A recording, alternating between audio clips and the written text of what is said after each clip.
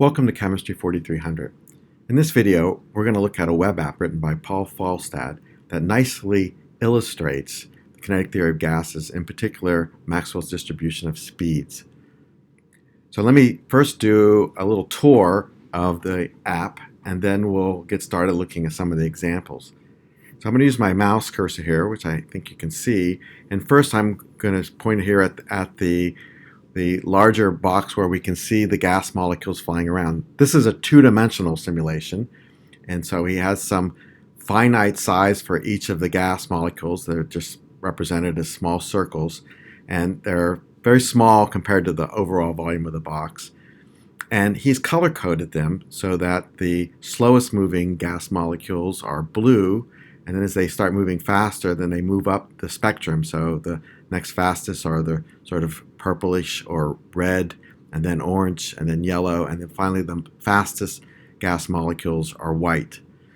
He's also put together a histogram of all the speeds down here in the lower left corner. And this is really nice to look at because then you can compare that to what you would expect from the Maxwell distribution of speeds. And this white line here represents the value of that, the curve for the Maxwell distribution based on these set of conditions. I'm going to open up or increase the molecular count so the histogram does a better rendering of that distribution, and you can see how nicely that matches. So these are molecules that have been in our simulation for a while, and they've been colliding, and you can see that they have a Maxwell distribution of speeds. Okay, now what we're going to do is we're going to look at some other examples he's put together and see how we can start from non-equilibrium situations and always go back to the Maxwell distribution of speed. So first we're going to start with this one where the gas molecules are all given exactly the same speed. I believe they're going to start out all blue, and then as they collide with each other, they will transfer their kinetic energy depending on how they collide. There'll be either full transfer or some partial transfer, and that will then cause the molecules to spread out in terms of their distribution of speeds. So let's take a look at this. Here I'm going to select it. So actually they're all red at the start, and you can see actually a spike here in the distribution. That's where they all started out, but as they evolve and collide and redistribute their energies, they eventually go back to a Maxwell distribution of speeds. So let's try that again. I think that was a pretty nice example. So one more time we're going to reset, and this time you'll see that they all start out red, and as they distribute their speeds, their energies among each other as they collide, then we will go back to a Maxwell distribution of speeds. There we go.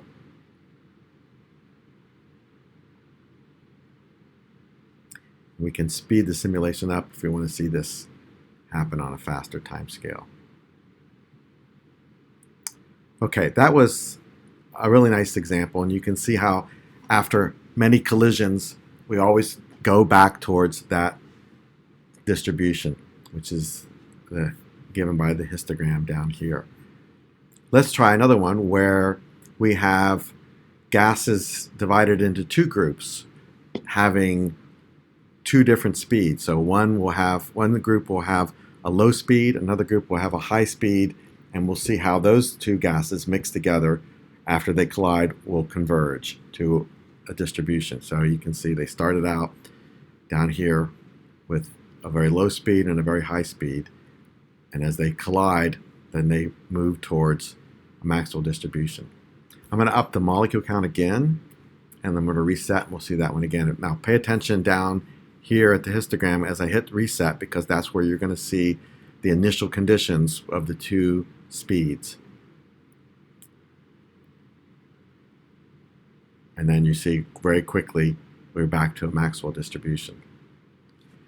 Now another example is kind of cool, is this one with where all the gas molecules are stationary, and then one is given a very high velocity, and you can see it collide with the rest, and then watch how the speeds distribute.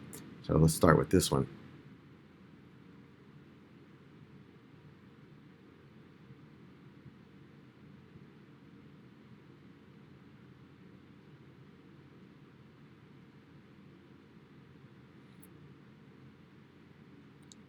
And very quickly we've converged to the Maxwell distribution of speeds. Again, I'll up the molecule count and run this one again.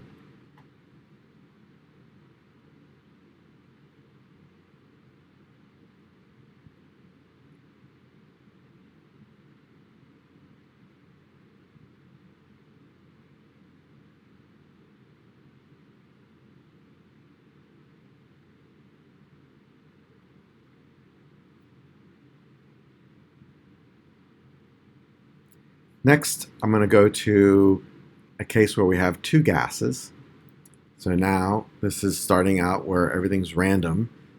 You can see we have two distributions down here. So we have the wider distribution, which is associated with the lighter molecule, and then the narrower one, which is associated with the heavier molecule. I'm going to up the molecule count so these histograms look a little more better rendered there. And this is a distribution where that even though the two molecules have different masses and they're colliding, both of those molecules, the heavier and the lighter one, will converge to their corresponding Maxwell distribution of speeds. So let's start out looking at two equal speeds. You can see the two delta functions here, the two spikes. And as they collide, I'm going to speed this up. As they collide, they go to the Maxwell distribution of speeds, up the molecule count too. Another one is, here is three gases, equal speeds. Let me just try that one. And you can see that there are three distributions here for the lightest one, the medium one, and then the heavier one. And I'll up the simulation speed so we can see how they converge, and I'll up the molecule count so we render those a little bit better. And then finally, the last one we're going to look at is this one illustrating an example of how you can visualize Brownian motion. So this is a much, much larger particle, maybe something that you could see, say, under a microscope, like a pollen grain, immersed in a fluid, a kinetic gas that is colliding with this large particle.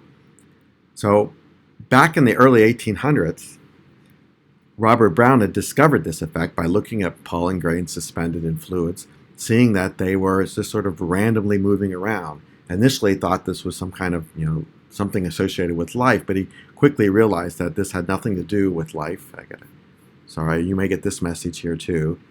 That this random motion of this large pollen grain was due to the collisions of microscopic water molecules on this pollen grain. And so here you see, from a simulation point of view, how that motion might have taken place. So these collisions of these tiny gas molecules on this pollen grain, or larger particle, is causing it to just sort of randomly move around the screen. And actually, it was Einstein who first explained this from a sort of statistical point of view. It was one of his first major scientific works. And this is really one of the most convincing evidence that atoms exist. If you didn't know about atoms, you might just think that matter was just one continuous, it was continuous. It wasn't composed of discrete units called atoms, and you wouldn't be able to come up with an explanation for this easily. But you can see that once you bring in the idea of atoms existing and then moving around in this random motion, as we've seen in Chapter 3, then all of this makes sense, and Brownian motion is just a manifestation of the microscopic kinetic theory as it sort of collides, as these microscopic atoms are colliding with this macroscopic particle. Okay, that's it for this video. I encourage you to play around with this app yourself and try to see if you can sort of discover any other kind of interesting aspects of kinetic theory of gas.